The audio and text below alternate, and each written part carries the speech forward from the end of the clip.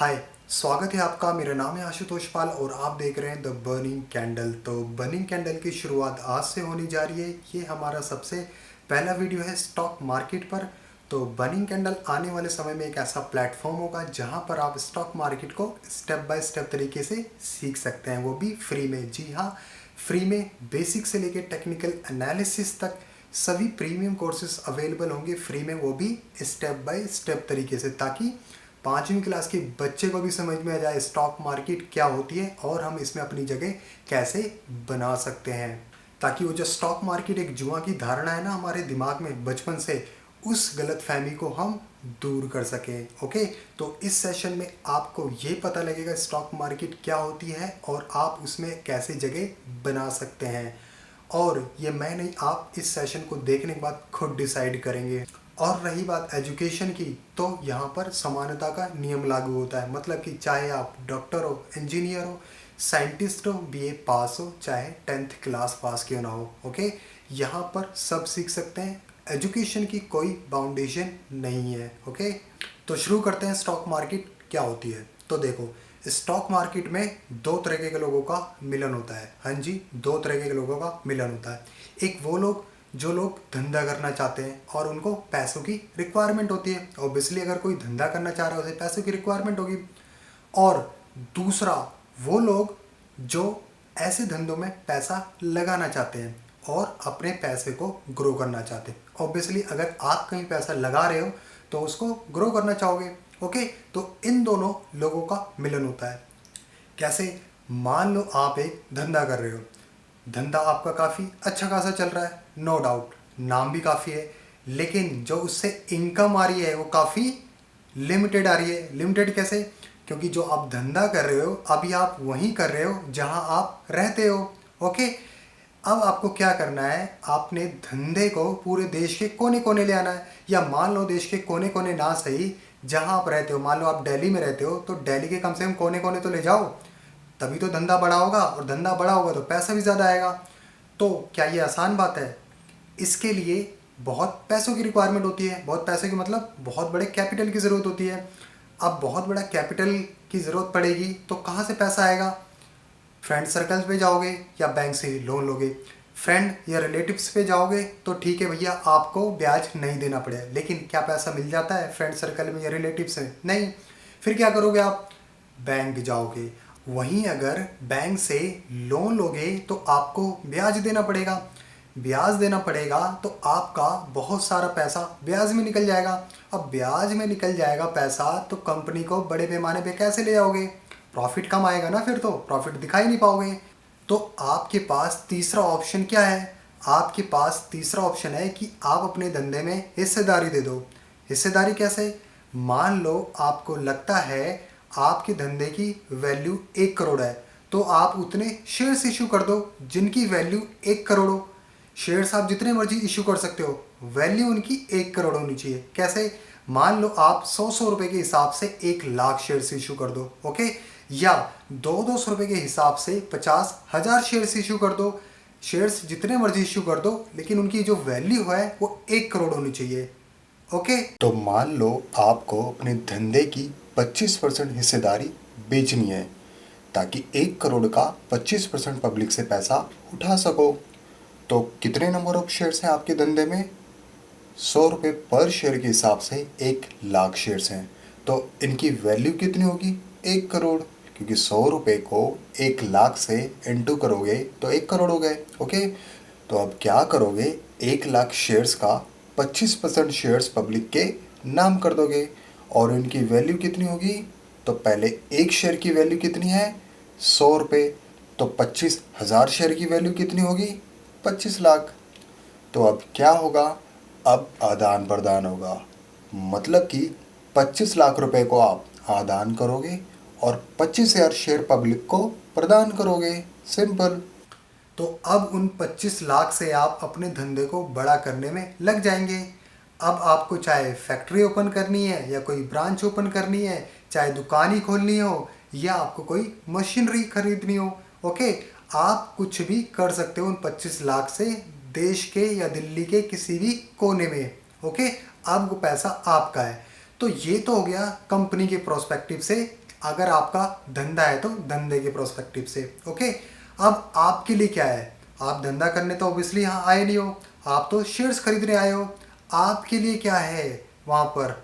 Okay, अब देखो आपके लिए क्या बेनिफिट है अगर आप इस कंपनी के शेयर्स खरीदते हो। अब इस कंपनी ने क्या करा, शेयर्स दे दिए ना 25% पब्लिक को। अब आप भी तो पब्लिक का ही पार्ट हो ना, पब्लिक को 25% शेयर्स दिए, आपने भी तो कुछ खरीदा होगा ना एज ए पब्लिक। तो मान लो आपने इस कंपनी के 100 शेयर्स खरीदे हैं। अब देखो 100 शेयर्स आपने खरीद लिए इस कंपनी के, अब आपको कैसे कैसे बेनिफिट या कैसे कैसे प्रॉफिट हो सकता है इन 100 शेयर्स से। ओके, देखो आपको इन शेयर से दो तरीके से पैसे कमाने का मौका मिलेगा।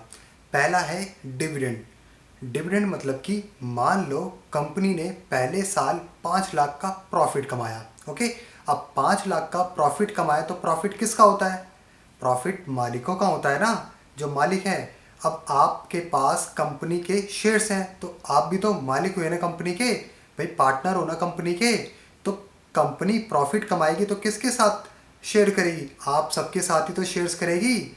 ओके, ये नहीं है कि जो प्रमोटर हैं, जो बड़े बड़े मालिक हैं, उन्हीं के साथ शेयर्स करेगी। ना ना ना ना, केक कटेगा तो सब में बटेगा। आपने शेयर्स लिए हैं तो आपको प्रॉफिट भी कंपनी देगी। ओके, तो मान लो कंपनी ने डिसाइड किया इस बार 5 लाख में से 4 लाख का प्रॉफिट शेयर करेंगे अपने पार्टनर के साथ। तो कैसे करेंगे, तो टोटल कंपनी के पास कितने शेयर्स हैं, 1 लाख शेयर्स। 1 लाख शेयर्स है ना 100 रुपए के भाव से, तो प्रॉफिट है टोटल 4 लाख का। तो 4 लाख रुपए को 1 लाख शेयर से डिवाइड करेंगे, तभी तो जिसके पास जितने शेयर्स हैं उसको उतने हिसाब से रुपए पहुंच जाएंगे। तो कितना हुआ, 4 लाख को डिवाइड करेंगे 1 लाख से, कितने हुए फिर 4 रुपये पर शेयर। तो अब जिसके पास जितने शेयर्स हैं उसको 4 रुपये के हिसाब से मिल जाएंगे।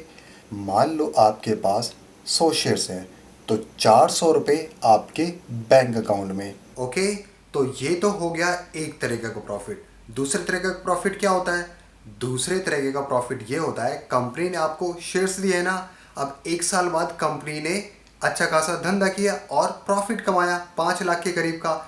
तो क्या कंपनी के शेयर्स की वैल्यू वही रहेगी जो आपने लिए थे 1 साल पहले 100 रुपये के भाव से, नहीं ना, बढ़ेगी। तो मान लो कंपनी के शेयर्स की वैल्यू 100 रुपये से बढ़ के 120 रुपये हो गई, यानी कि कितने परसेंट बढ़ा, 20%।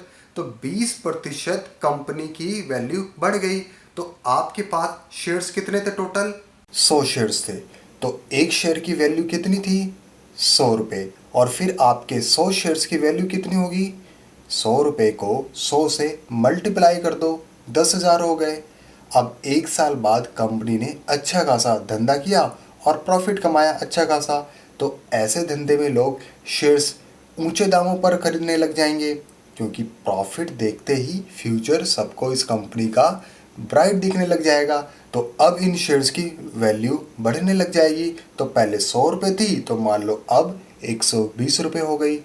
तो 100 शेयर्स को 120 से मल्टीप्लाई कर दो, 12,000 हो गए ना, यानी कि आपको 2,000 रुपये का मोटा मोटा प्रॉफिट हो गया।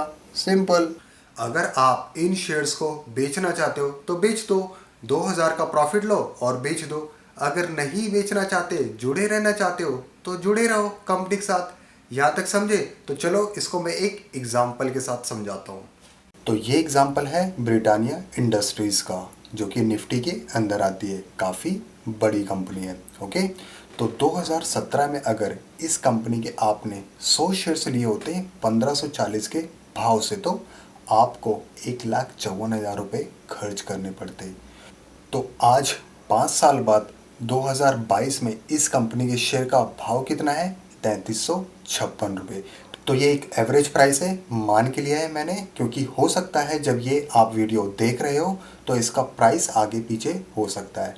तो 3,356 के हिसाब से 100 शेयर का भाव कितना हो जाएगा, 3,35,600। तो आपको कितना प्रॉफिट हुआ, 1,816 रुपये का पर शेयर आपको प्रॉफिट हुआ। तो 100 शेयर के हिसाब से आपको 1,81,600 रुपये का प्रॉफिट हो गया। समझे। तो ये तो हो गया शेयर्स के भाव से प्रॉफिट। और दूसरा प्रॉफिट कहाँ से मिलेगा? डिविडेंड।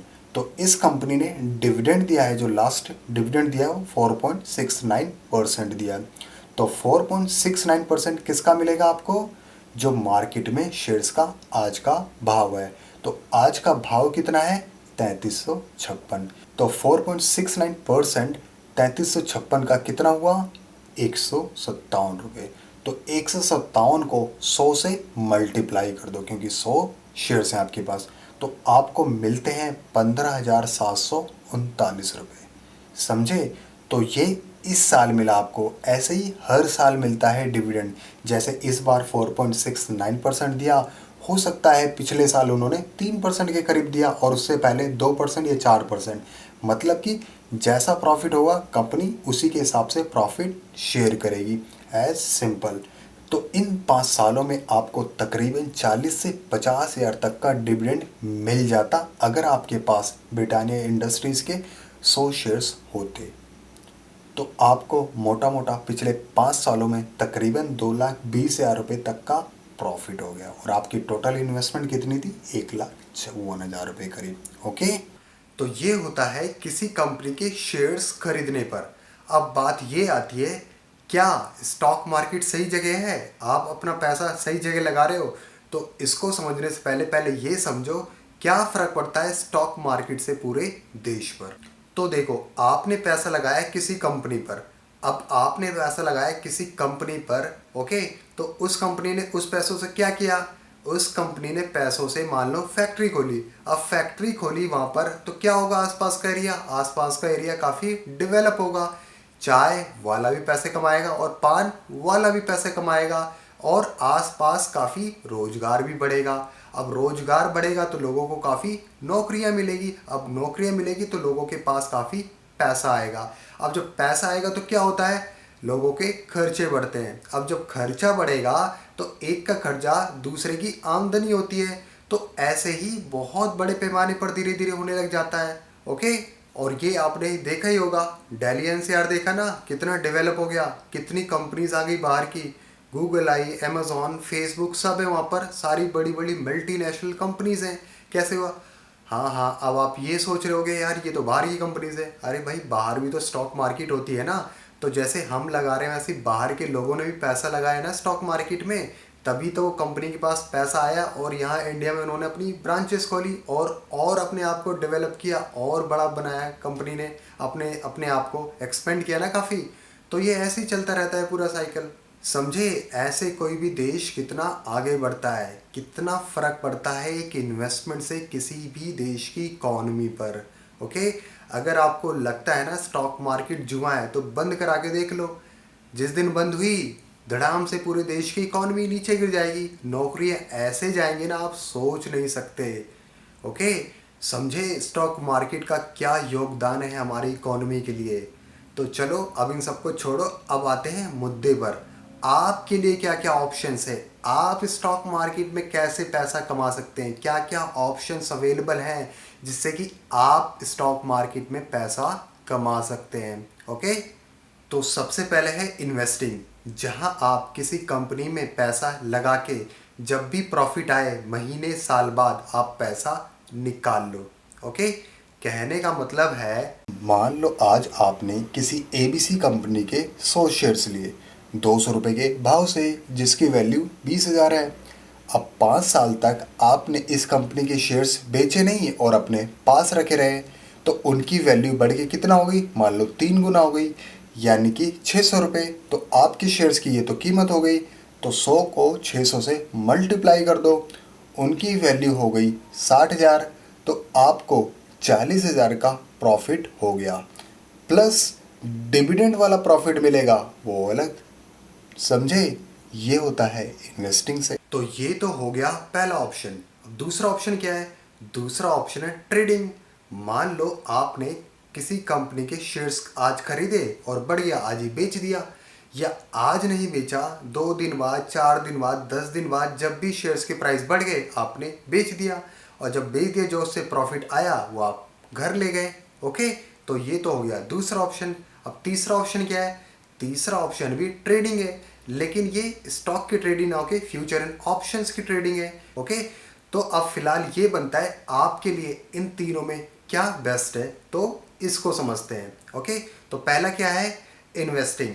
अगर आप उन लोगों में से हैं जिनके पास 1 करोड़ रुपया है, तो आप इन्वेस्टिंग से 15 से 20% की एक्सपेक्टेशन रख सकते हो। मतलब कि 15 से 20%, यानी कि 1 करोड़ का 15-20 लाख रुपए साल का आप एक्सपेक्ट कर सकते हो। तो क्या करना पड़ेगा, आप इसके लिए आपको फंडामेंटल एनालिसिस सीखना पड़ेगा। फंडामेंटल एनालिसिस सीख के टॉप स्टॉक्स पिक करो और ऐसे 15 से 20% हर साल कमाते रहो। ओके, सेम यही अगर आपके पास 1 लाख रुपए हैं चाहे 10 लाख रुपए हैं, एक्सपेक्टेशन कितनी है, 15 से 20% ही कर सकते हो इन्वेस्टिंग में। ओके, तो ये होता है इन्वेस्टिंग से। और किस्मत रही इनमें से कोई सा स्टॉक ऐसा भागा ना, तो कुछ ही सालों में आपका पैसा कई गुना कर सकता है।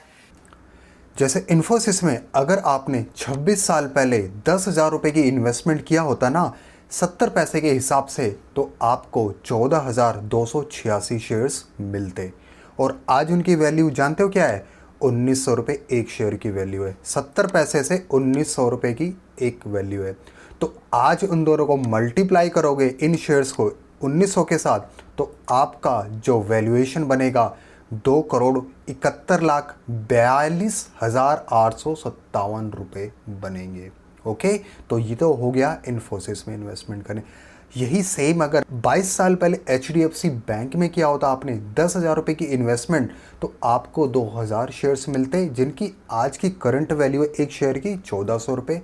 तो आपकी जो टोटल वैल्यूएशन होती 28 लाख रुपये होती। समझे? तो ये तो हो गया बड़े बड़े शेयर्स जिसमें ज़्यादा रिस्क नहीं है। अब थोड़े छोटे शेयर्स में चले जाओ। दीपक नाइट्रेट। ओके, अगर आपने दीपक नाइट्रेट में 10 साल पहले इन्वेस्टमेंट किया होता सेम 10,000 की वैल्यू से, तो आपको 15 रुपये के भाव से शेयर मिलता। ओके, कितने शेयर्स मिलते, 667। तो उनकी एक शेयर की वैल्यू क्या है, 2228। तो टोटल आपकी जो वैल्यूएशन होती 14,85,333 होती आज के हिसाब से। ओके, तो ये तीनों एग्जाम्पल हैं हमारे पास्ट के जो है। ऐसे ही बहुत सारे एग्जाम्पल हैं मार्केट में। ओके, शेयर्स की कमी नहीं है, बहुत सारे स्टॉक्स हैं जिन्होंने पैसा कई गुना कर दिया है। प्लस डिविडेंड से हर साल जो कैश मिलता है। ओके, तो ये होता है इन्वेस्टिंग से। बस इन्वेस्टिंग में क्या है, थोड़ा समय लगता है।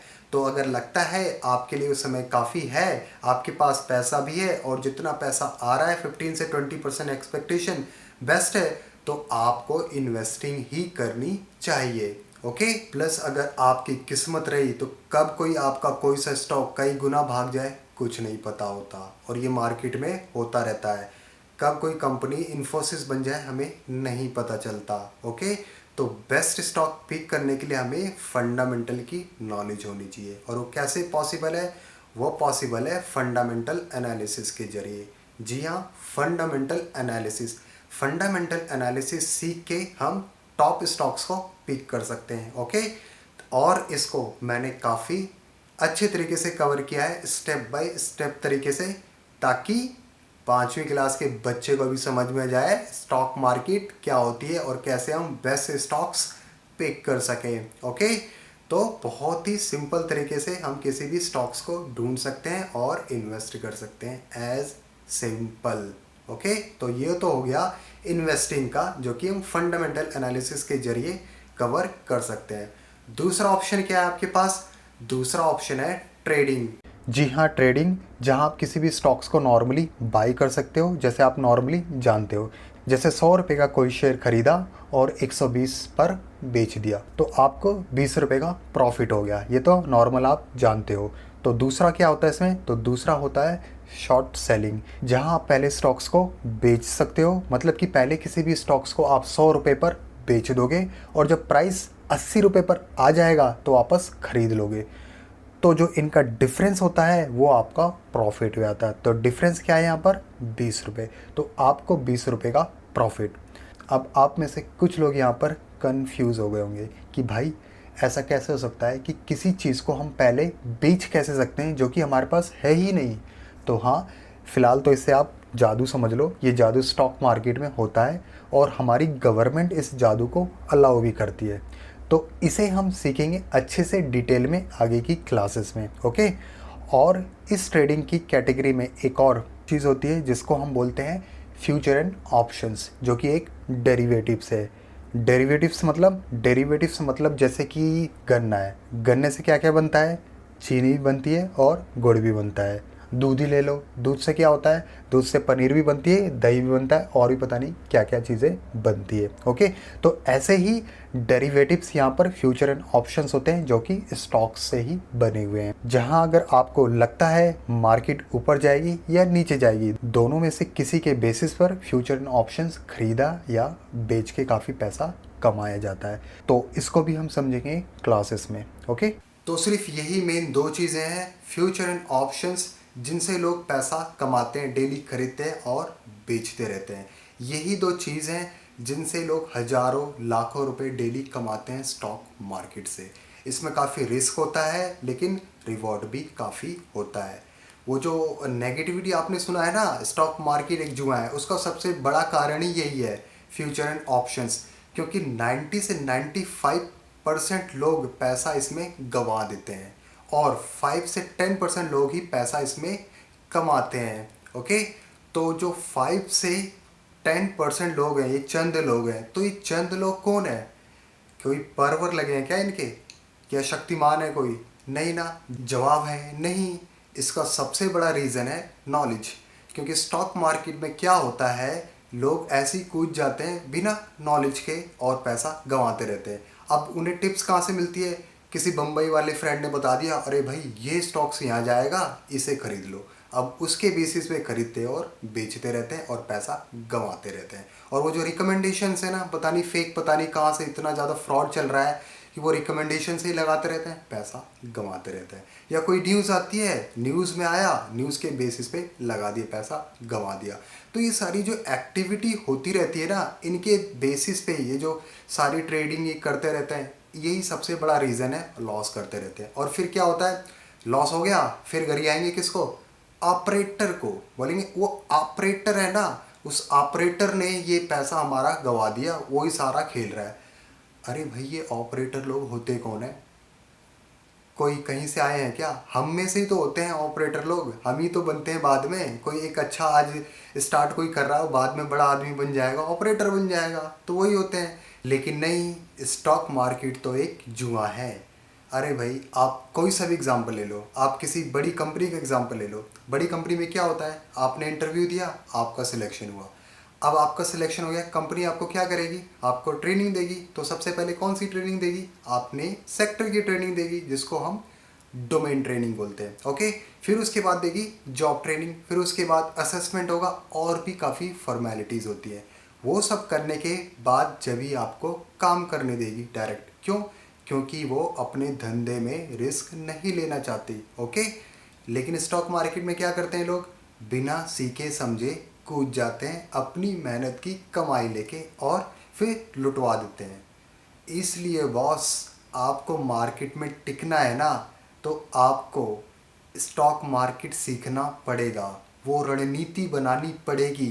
क्योंकि बिना रणनीति के जैसे युद्ध नहीं जीता जा सकता, वैसे बिना रणनीति के स्टॉक मार्केट में पैसा नहीं कमाया जा सकता। ये ध्यान रख लो, ओके। तो अब आप खुद डिसाइड करो आपको करना क्या है, इन्वेस्टिंग करनी है या ट्रेडिंग करनी है, और या ट्रेडिंग में करियर बनाना है। अब आप ये खुद डिसाइड करेंगे, ओके। डिसाइड करने के बाद यहाँ पर क्या है, बर्निंग कैंडल पर आपको 5 कोर्सेस अवेलेबल होंगे, ओके। पहला कोर्स होगा स्टॉक मार्केट द बिगिनिंग। यह एक फाउंडेशन कोर्स है जहां आप स्टॉक मार्केट में जितनी भी टर्मिनोलॉजी या कॉन्सेप्ट्स कह लो उसको समझ पाओगे। अराउंड 70 कॉन्सेप्ट्स हैं जो सारे होंगे स्टेप बाय स्टेप क्लियर। फिर उसके बाद आप डिसाइड करते हो कि आपको सिर्फ इन्वेस्टिंग करनी है, तो दूसरा कोर्स है फंडामेंटल एनालिसिस, जो कि इन्वेस्टिंग वाले लोगों के लिए है। यहाँ आप सीखेंगे क्या होती है कंपनीज़ के income statement, balance sheet, cash flow, और इनके बेसिस पे करेंगे रेशियो एनालिसिस, जिससे बेस्ट स्टॉक को ढूंढेंगे इन्वेस्टमेंट करने के लिए। और फिर मैं शेयर करूँगा अपनी एक्सेल फाइल, जो कि ऐसे लोगों के लिए है जिनके पास ज़्यादा समय नहीं है ये सब स्टडी करने के लिए। तो इस एक्सेल फाइल से बेस्ट स्टॉक को पिक कर सकते हैं चंद मिनटों में। इसे मैंने इतना सिंपल किया है कि करना ज़्यादा कुछ नहीं है, जस्ट screener.in पर जाना है, वहाँ पर ये फाइल अपलोड करनी है। अपलोड करने का सिंपल सा प्रोसीजर है, screener.in/excel यहाँ पर टाइप करेंगे तो ये आ जाएगा। यहाँ पर चूज़ फाइल करना है, जैसे ही चूज़ फाइल करोगे यहाँ पर वो फाइल करके यहाँ पर अपलोड कर दोगे। ओके, अपलोड करने के बाद क्या करना है हमें, ब्रिटानिया इंडस्ट्री, जैसे कि हमें कोई सा भी स्टॉक सर्च करना है, ब्रिटानिया इंडस्ट्री को सर्च मारा तो ब्रिटानिया इंडस्ट्री को क्या करना है, एक्सपोर्ट टू एक्सेल करेंगे। जब एक्सपोर्ट टू एक्सेल करेंगे तब ये फाइल ओपन होगी। तो इस फाइल को ओपन करना है यहाँ पर क्लिक करके, तो थोड़ा सा टाइम लगेगा, मुश्किल से 5-10 सेकेंड। क्या करना है यहाँ पर मैंने वैल्यूएशन दिया हुआ है, वैल्यूएशन कंपनी की सारी एक बार में देख सकते हो, क्या उसका फंडामेंटली कैसे ये स्टॉक्स, ओके, डिटेल में जो भी पढ़ाया जाएगा उसके बेसिस पर आप देख सकते हो। और यहाँ पर प्योट्रॉस के स्कोर भी दिया हुआ है, कौन सा स्कोर बेस्ट होता है वो सारा, तो इन दोनों को कंबाइन करके मैंने इसे स्कोर कार्ड दिया हुआ है कि कौन सा स्टॉक को कितना स्कोर मिलेगा तो उसके हिसाब से अच्छा होगा फंडामेंटली। ओके, और इसमें क्या करना है, ग्राफ रेवेन्यू भी देख सकते हो एक बार में, प्रॉफिट, एफिशिएंसी, सब कुछ देख सकते हो एक ही बार में, डिटेल वैल्यूएशंस भी दे रखी है। तो ये सारा कुछ इस एक्सेल फाइल में ये सारा देख सकते हैं हम चंद मिनटों में। ओके, और इसके साथ साथ तीसरा कोर्स होगा टेक्नो फंडा, जहाँ हल्का सा टेक्निकल एनालिसिस सीख के आप कब किस स्टॉक में एंट्री करनी है और कब एग्जिट करनी है, मतलब कि कब वो स्टॉक खरीदने का टाइम है, कब वो स्टॉक बेचने का टाइम है। ओके, ये पता लगाया जा सकता है टेक्नो फंडा से।